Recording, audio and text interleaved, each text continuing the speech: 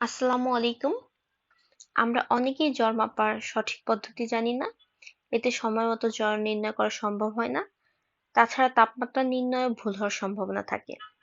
এই ভিডিওতে আমরা জানব কিভাবে থার্মোমিটার ব্যবহার করতে হয় এবং সঠিক তাপমাত্রার জন্য কি কি নিয়ম নীতি মানতে হবে।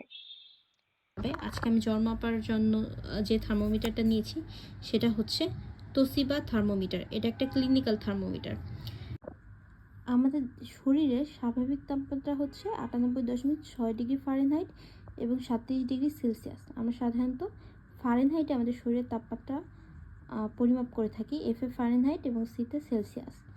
এই যে রেড কালার দাগটা দেখছেন, এই পর্যন্ত আমাদের শরীরের স্বাভাবিক তাপমাত্রা 98.6। এই যে ছোট ছোট যে ঘরগুলো আছে, প্রত্যেকটা ঘরের মান হচ্ছে 2 করে, অর্থাৎ 98.2, 98.4, 98.6।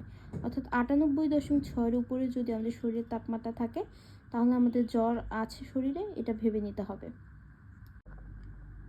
থার্মোমিটার মধ্যে রূপালী রঙের যে সাদা পারদটি দেখছেন, আশা করি দেখতে পাচ্ছেন, এই পারদের প্রসারণ বিবেচনা করেই আমরা জ্বর নির্ণয় করি। থার্মোমিটার ব্যবহারের পূর্বে ঠান্ডা সাবান পানি দিয়ে ধুয়ে জীবাণুমুক্ত করতে হবে।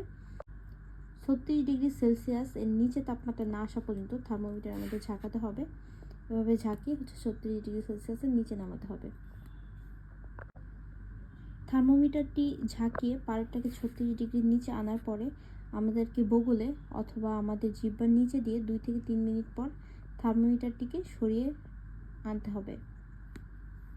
আমি 1.5 থেকে 2 মিনিট রেখেছিলাম। রাখার পরে আমার শরীরের তাপমাত্রা এসেছে 98.6 ডিগ্রি। আশা করি দেখতে পাচ্ছেন পারদ লাস্ট পর্যন্ত এসেছে 98.6। সো আমার শরীরের স্বাভাবিক তাপমাত্রা এখন আছে, জ্বর নেই। সো আশা করি আপনারা ভালোভাবে এখন থেকে জ্বর মাপতে পারবেন। এবং এই সম্পর্কিত যদি কোনো তথ্য আপনার জানা থাকে বা কোশ্চেন থাকে, অবশ্যই আমাকে কমেন্ট বক্সে জানাবেন।